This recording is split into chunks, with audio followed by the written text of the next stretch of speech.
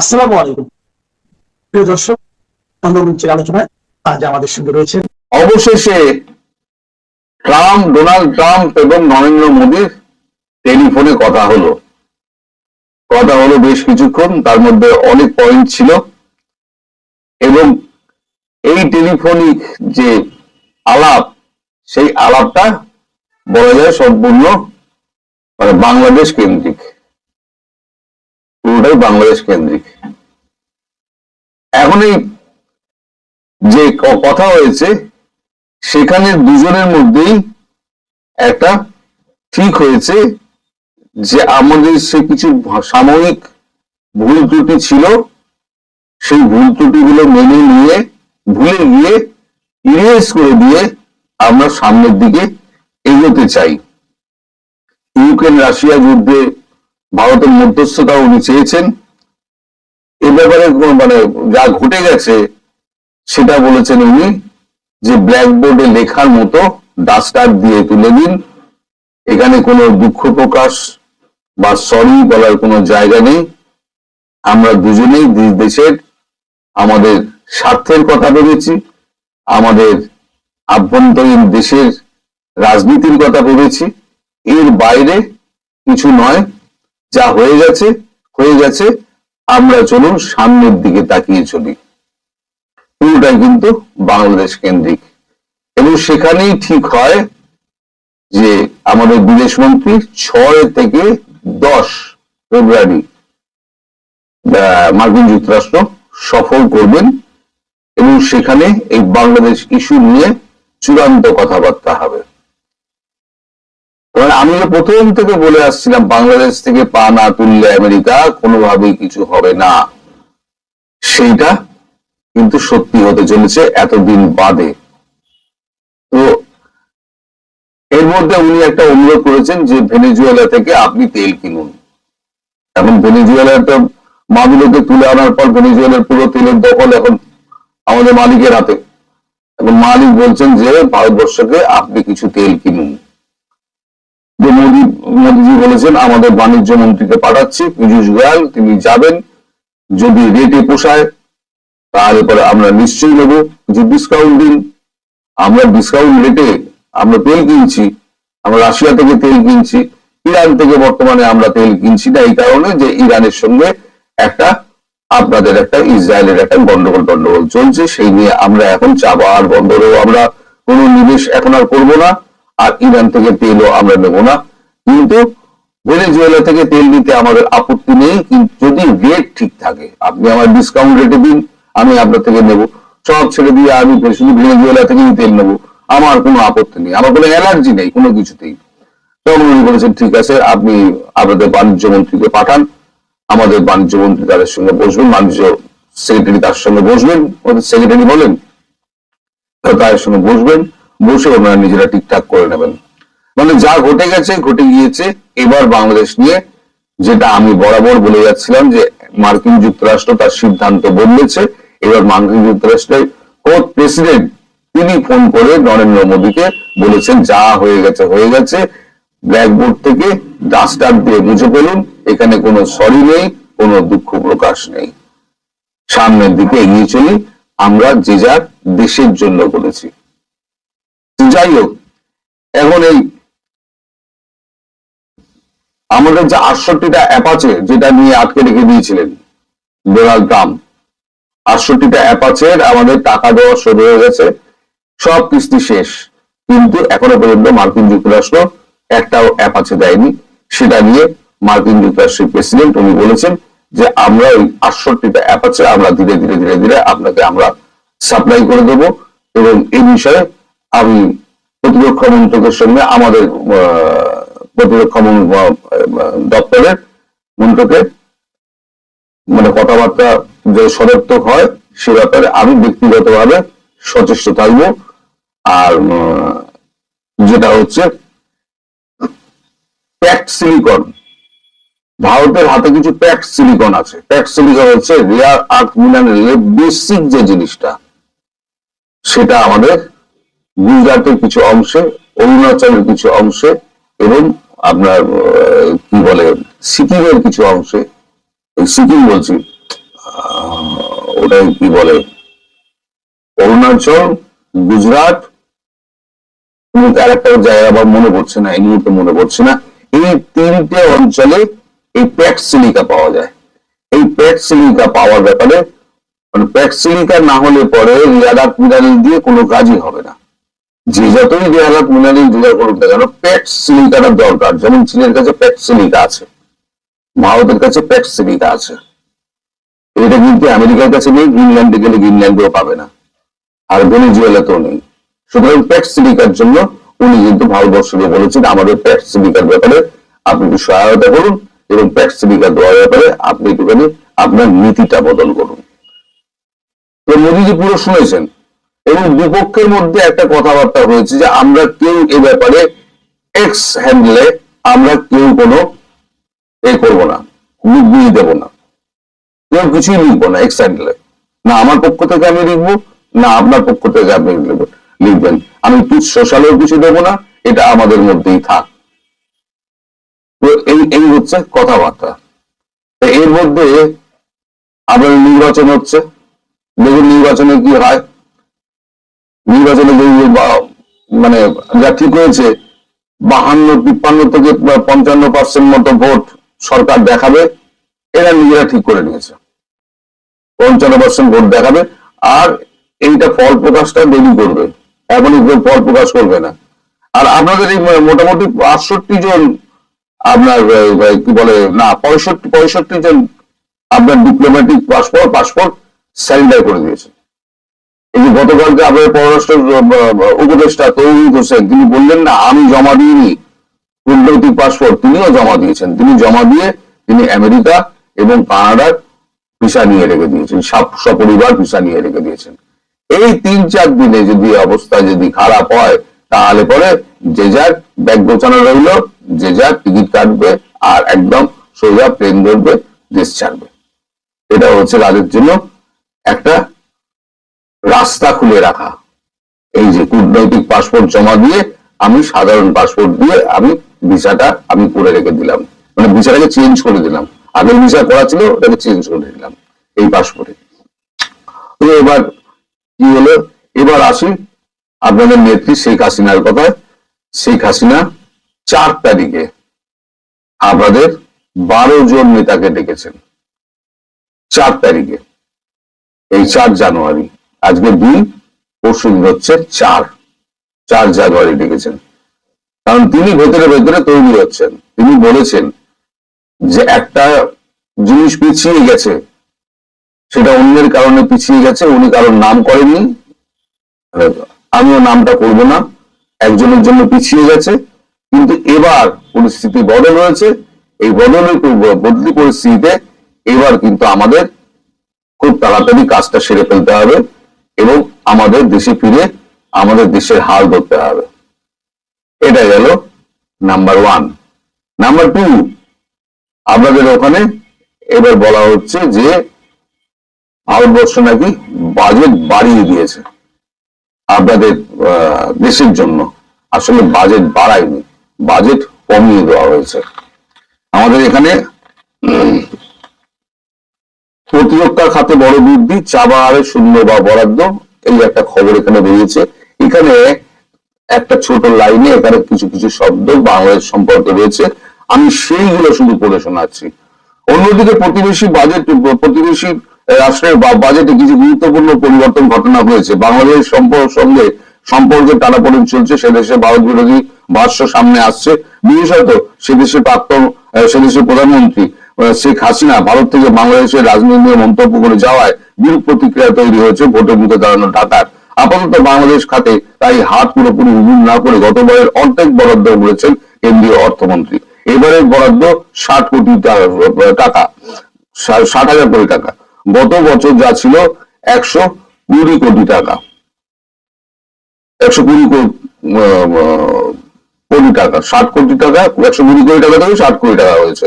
যুক্তি, ভারতের কম সুদে দেওয়া বিপুল পরিমাণ ঋণ, বিভিন্ন প্রকল্প চলছে বাংলাদেশে, তাতে কোনো স্থগিতাদেশ নেই।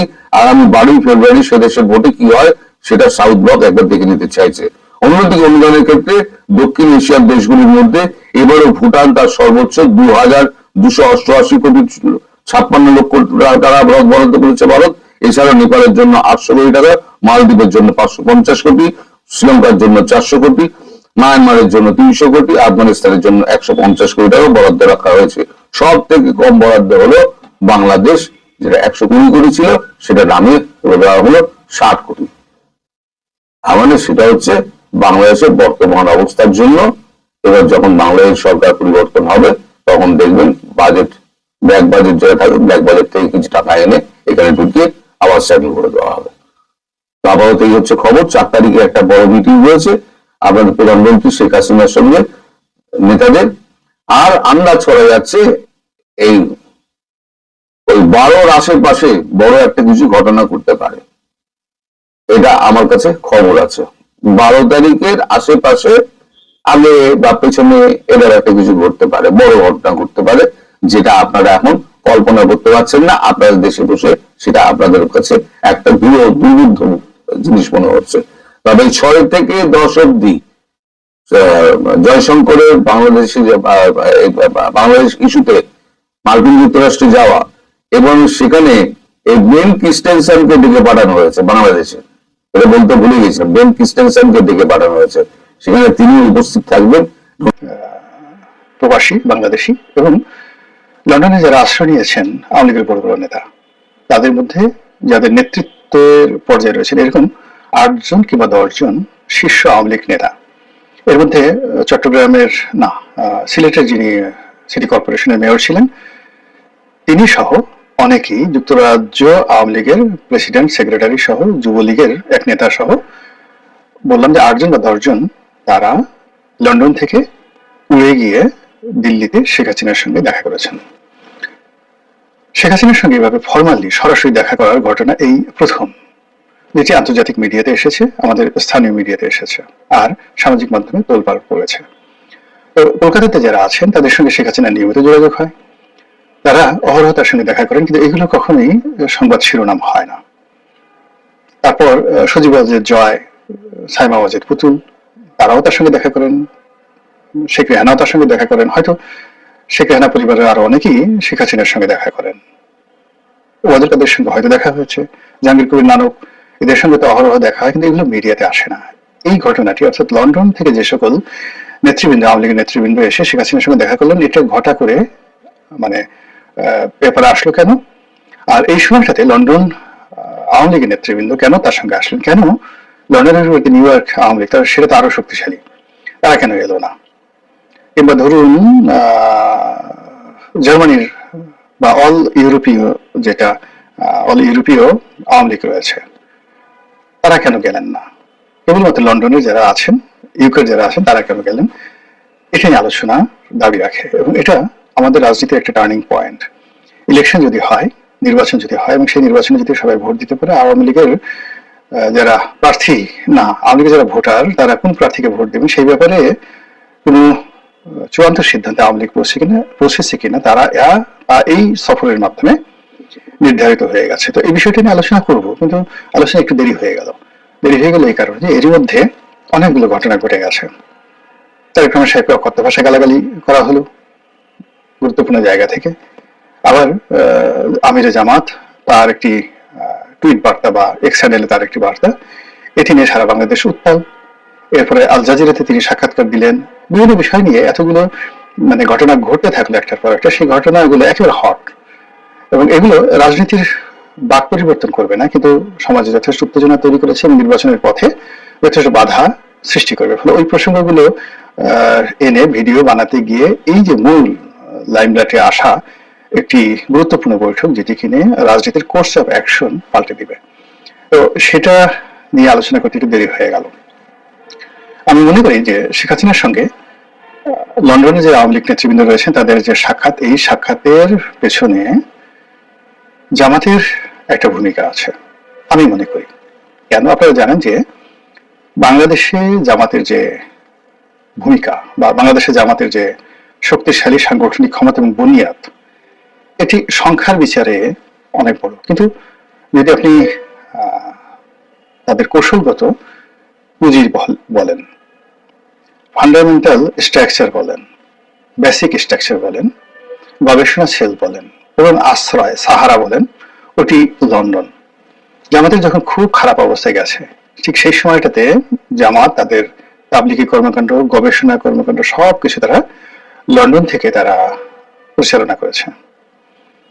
আপনাদের অনেক হয়তো মনে আছে, হাফিজ মুনিরউদ্দিন ইস্ট লন্ডন মসজিদের খতিব ছিলেন, এবং লন্ডনে যারা থাকেন তারা জানেন ইস্ট লন্ডন মসজিদ এবং এটার যে খতিব সেখানে মুসলিম কমিউনিটির মধ্যে কতটা গুরুত্বপূর্ণ। কিন্তু আপনারা যারা জানেন যে মাওলানা আবুল কালাম আজাদ এরশাদের জমানা থেকে, মাওলানা আবুল কালাম আজাদ ওই যুদ্ধাপরাধীর হিসাবে যাকে অভিযুক্ত করার পর যিনি পালিয়ে গিয়েছিলেন এবং সম্প্রতির সময় তিনি এসে আবার আত্মসমর্পণ করেছেন। তো এই ভদ্রলোক মূলত জামাতের লোক, কিন্তু জামাতি বুদ্ধিজীবীর তকমা বাদ দিয়ে একজন ইসলামী স্কলার রূপে উনি এবং কামাল উদ্দিন জাফরি এই দুজন মানুষ যেভাবে জামাতকে এগিয়ে নিয়েছিলেন ইন্টেলেকচুয়াল লেভেলে, পুরো এরশাদের জমানা, পুরো বিএনপির জমানাতে টেলিভিশন খুললেই আপনি দেখতে পারতেন কামাল উদ্দিন জাফরি এবং সেই মাওলানা আবুল কালাম আজাদ, এই দুজন। বাকি অন্যান্য যারা স্কলার তাদের কখনো তৈরি হয়নি। আর আমলাতন্ত্র এবং ইন্টেলেকচুয়াল লেভেলে পুরো জামাতি যে গ্রুপ, আজকের যে যা কিছু দেখেন, এদের ফাদার বলা হয় শাহ আব্দুল হান্নানকে। এবং সেই শাহ আব্দুল হান্নান যখন বাংলাদেশ ব্যাংকের ডেপুটি গভর্নর ছিলেন এরশাদ জামানাতে, তখন থেকে তিনি জামাতকে অর্গানাইজ করছেন পুরো আমলাতন্ত্রের মধ্যে। বোঝার চেষ্টা করুন। তো সেই শাহ আব্দুল হান্নান এরশাদ জামানা থেকে আমলাতন্ত্রে, মিডিয়ার যে জগৎ এবং ইসলামী প্রচার এবং প্রোপাগান্ডাতে বাংলাদেশে একদিকে সেই কামাল উদ্দিন জাফরি আর অন্যদিকে মাওলানা আবুল কালাম আজাদ ইন্টেলেকচুয়াল লেভেলে। আর মাঠে ময়দানে তারা দেলোয়ার হোসেন সাঈদীকে এখন যেভাবে তারা সেই মিজানুর রহমান আজহারিকে ব্যবহার করছেন, তখন দেলোয়ার হোসেন সাঈদীকে তারা ব্যবহার করেছেন। এবং সাঈদী সাহেব সেই ডিবির অফিসে ইন্টারোগেশনে যে কথাগুলো বলেছেন আমি এগুলো বলতে পারবো না, আই নো ইট। এনিওয়ে, তো করে তারা আগে ইসলাম, আজকে তাদের যে প্ল্যাটফর্ম গুলো তৈরি হয়েছে সেই প্ল্যাটফর্ম গুলো তারা তৈরি করেছেন পথে ঘাটে মাঠে এরশাদের জমানা থেকে। আর এই পুরো জিনিসগুলো বিভিন্ন অর্গানাইজেশনের মাধ্যমে, সংগঠনের মাধ্যমে তারা পরিচালনা করতেন লন্ডন থেকে। সেখানে হাফিজ মুনিরউদ্দিন তিনি দেলোয়ার হোসেন সাঈদী সাহেবের বিআই, কামরুদ্দিন জাফরি দেলোয়ার হোসেন সাঈদী সাহেবের বিআই, পারিবারিক বন্ধন দিয়ে সব দিয়ে মানে জামাত যে অর্গানাইজটা লন্ডন থেকে করেছেন তার প্রেক্ষিতে আজকের জামাত এই জায়গাতে এসে পৌঁছে গেছেন। এখনো যদি ভবিষ্যতে জামাতের বিপদ আসে তাকে আবার সেই লন্ডনমুখী হতে হবে। তো সেই লন্ডনে তাদের বিভিন্ন এজেন্ট রয়েছে, গুপ্ত এজেন্ট রয়েছে। সেই গুপ্ত এজেন্টরা অবাধে তারেক রহমান সাহেবের চারিদিকে ছিলেন, এখনো আছেন। এবং এদের অনুমতি নিয়ে মির্জা ফখরুল সাহেবকে, আব্দুল আল মিন্টু সাহেবকে, এদের অনুমতি নিয়ে রুহুল কবির রিজভী সাহেবকে তারেক রহমান সাহেবের দরবারে হাজির হতে হতো, বা এখনো হচ্ছে। এবং এরা কারা বলতে পারবেন না, আপনি বলতে পারবেন না। তো এটা মানে এই যে সন্দেহটা আমি ধরাই দিলাম, সেই সন্দেহটা স্বয়ং বিএনপির শীর্ষ পর্যায়ের নেতৃত্ব ইনক্লুডিং তারেক রহমান সাহেবের মধ্যে আছে, এবং এই বুনিয়াদটা তারা তৈরি করেছে লন্ডনে। একইভাবে জামাতের এই বুনিয়াদটি তারা গণভবনে ঢুকিয়ে দিয়েছে, শেখ রেহানার বাসায় ঢুকিয়ে দিয়েছে, এবং এখনো লন্ডনে যত রকম লোকজন রয়েছে সেখানে তারা অনেকেই জামাতের হেফাজতে আছে, আর সরাসরি জামাতের হেফাজতে আছে, আর সরাসরি একেবারে দেখবেন যে ফ্রন্ট লাইনে মানে জামাতি যারা লোকজন, মানে ফ্রন্ট লাইনে যারা এখন আওয়ামী লীগের মাস্টার মাইন্ড, আওয়ামী লীগের ত্রাণকর্তা রূপে যারা হাজির হয়েছেন, তাদের অনেকের সঙ্গে তারা অনেকের জামাতের রিক্রুট, অনেকে ফ্রিডম পার্টির ছিল, মানে ফ্রিডম পার্টি তাদের শ্বশুর ফ্রিডম পার্টির নেতা, তার বাবা, আত্মীয় স্বজন থেকে শুরু করে অনেকেই জামাত যারা বায়াস্ট, তারা নিজেরা ছাত্র শিবির করছে সারা জীবন, এবং শেখ হাসিনাকে সারা জীবন গালাগালি করেছে, জয়কে পাগল মাগল ছাগল বলে অস্থির করে ফেলেছে, শেখ রেহানার পরিবার সম্পর্কে তুচ্ছ তাচ্ছিল্য করে যে সমস্ত লোকজন ফাটিয়ে ফেলেছে ছাত্র জীবনে, তারা এখন আওয়ামী লীগের সরাসরি শেখ হাসিনার সঙ্গে যোগাযোগ করে।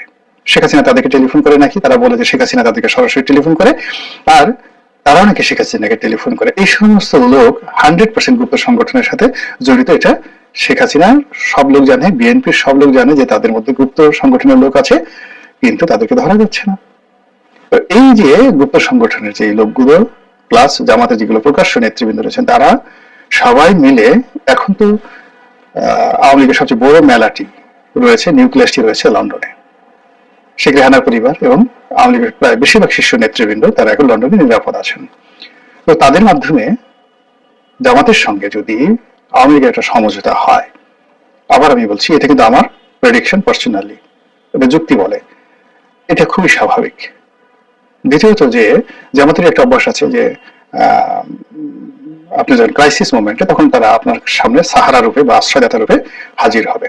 তো সেক্ষেত্রে এখন লন্ডনে যেহেতু তাদের সবচেয়ে বড় এস্টাবলিশমেন্ট, তাদের লয়ার রয়েছে, তাদের টাকা আছে, তাদের বাড়ি আছে, আত্মীয় আছে, স্বজন আছে, সিলোটি লোক আছে, আরো অনেক কিছু আছে। তো সেগুলো দিয়ে তারা আওয়ামী লীগের যারা লোকজন তাদের মনোরঞ্জন করে ফেলেছে, তাদের হৃদয় জয় করে ফেলেছে। অন্যদিকে বাংলাদেশে এই যে মামলাগুলো হয়েছে, যত গায়েবী মামলা হয়েছে, যত হত্যা মামলা হয়েছে, যত সন্ত্রাস দমন আইনে মামলা হয়েছে, সব মামলায় কিন্তু বিএনপির লোকজন করেছে। 300, 400, 500 এবং এই মামলা নিয়ে যে বাণিজ্য হয়েছে এবং এখনো এই মামলা নিয়ে যে বাণিজ্য হচ্ছে, এর সঙ্গে জামাত জড়িত না। এটাকে জামাত করছে কি মাঠে ময়দানে আওয়ামী লীগের যে সকল ত্যাগী নেতা নেত্রী রয়েছেন যারা পলাতক, তাদের সঙ্গে যোগাযোগ করছে, তাদের পরিবারকে আশ্রয় দিচ্ছে, তাদেরকে আইনি সহযোগিতা দিচ্ছে, ক্ষেত্র বিশেষে অর্থ সাহায্য দিচ্ছে। এগুলো দিয়ে তারা কিন্তু আওয়ামী লীগের মন তলে তলে জয় করে ফেলেছে। এর প্রেক্ষিতে জামাতের সঙ্গে যদি রয়ের মাধ্যমে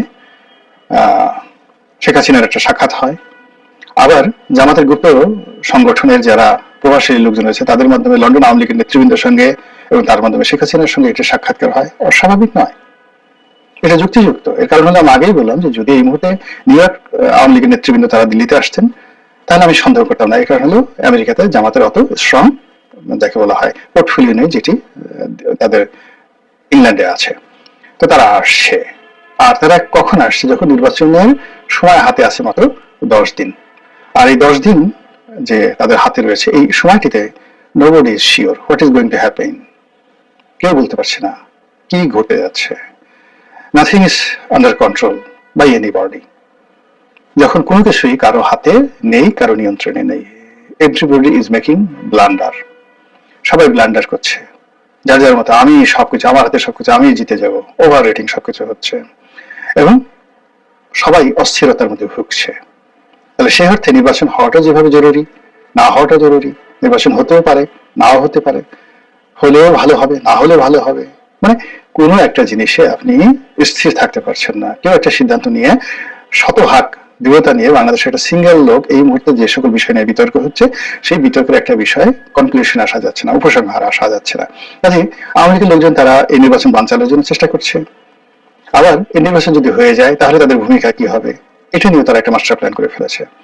এই নির্বাচনকে বানচাল করার জন্য, প্রশ্নবিদ্ধ করার জন্য কি কি চক্রান্ত করা যায় তাও তারা করছে। আবার নির্বাচন যদি সত্যিকার অর্থে ভোট দেওয়ার ক্ষমতা হয়, সেক্ষেত্রে আওয়ামী লীগের যেখানে জামাতের প্রার্থীকে ভোট দিলে জামাতের প্রার্থী নির্ঘাত জয়লাভ করবে, নির্ঘাত জয়লাভ করবে, এবং সেই সকল এলাকাতে জামাত যদি জয়লাভ করে তাহলে আওয়ামী লীগের যারা নেতা কর্মী তাদের বিপদে পড়তে হবে না। কিছু কিছু এলাকা রয়েছে বিএনপির একদম ব্রুট মেজরিটি রয়েছে, যেমন ফেনীতে রয়েছে, বগুড়াতে রয়েছে, সেখানে আওয়ামী লীগের লোকজন নড়াচড়া করতে গেলে মার খাবে। কিন্তু এমন অনেক এলাকা রয়েছে যেখানে আওয়ামী লীগের ভোট যদি জামাতের সঙ্গে পড়ে তাহলে নির্ঘাত সেখানে জামাতের প্রার্থী বিজয়ী হবে। আমি জাস্ট একটা ছোট্ট উদাহরণ দিই।